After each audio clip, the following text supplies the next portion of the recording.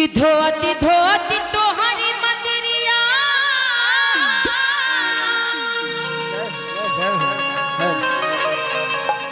कि हथवा पीरैल हो तब नाही काहे मैया कि दया तोहरा हो तब नाही काहे मैया। एक भक्त माँ के दरबार में जाता है, माँ से कहता है कि माँ मैं हर रोज आपके मंदिर में आता हूँ या आती हूँ, हर रोज आपकी सेवा करता हूँ, लेकिन पता नहीं मैया आपका ध्यान है तो कहाँ है। बड़ी प्यार से आग्रह करता है, विनती करता है मैया सर। कहता है क्या ये 1 ये 2 ये 1 2 3 4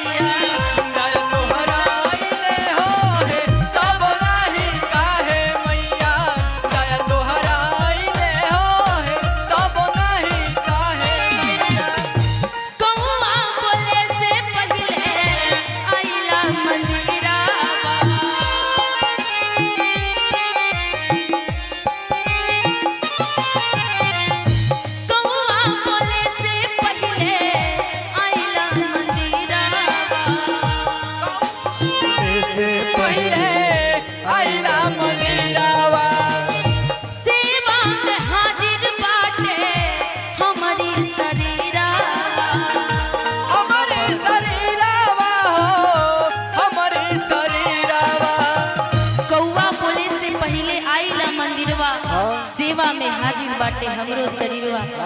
अपने इस सनातन धर्म में इस धरती पर सबसे पहले जगने वाले पशु पक्षी होते हैं, मोर पपीहा कोयल होता है। लेकिन वो भक्त कहता है कि माँ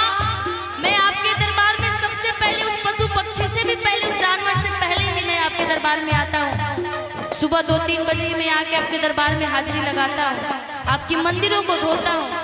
लेकिन पता नहीं मैया आपकी ध्यान है तो कहाँ है। बड़ा प्यार से भक्त कहता है क्या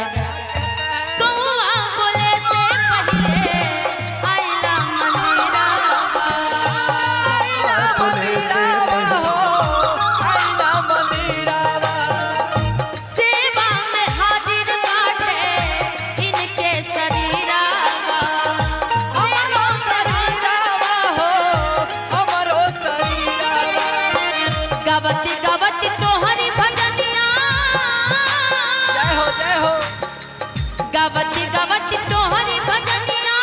होठवा झूरैले हो है गावती गावती तोहरी भजनिया होठवा झूरैले हो ताबो नाही काहे मैया दया तोहरा हो ताबो नाही काहे मैया दया तोहरा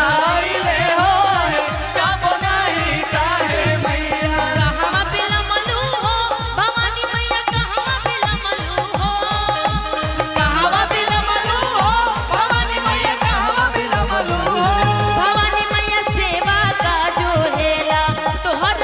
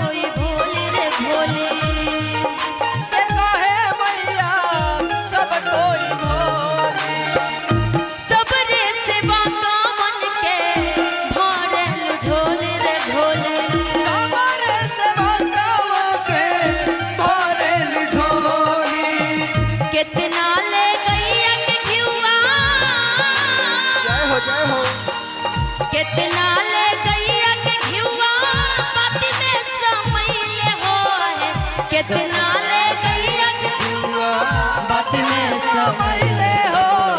तब नाही काहे मैया दया तुहरा आइले होए तब नाही काहे मैया दया तुहरा आइले हो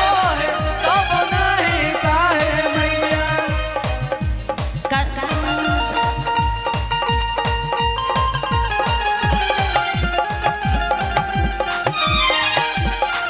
निमिया के डार मैया लावेली झूलुआ बाकी झूल रे झूले हो के झूल रे झूले कि मैया मोरी गावेली लागे झूल रे झूले लाके झूमे रे झूमेना कि मैया मोरी गावेली गीती लागे झूल रे झूले ना मैया मोरी गावेली गीतिया लाके झूमे रे झूमेना काहे मैया दया तुहरा आइले हो आजा नहीं काहे मैया दया तुहरा आइले हो तब नहीं काहे तब नाही काहे मैया कि दया तोहराइले हो जय हो तब नाही काहे मैया बस अच्छे दरबार की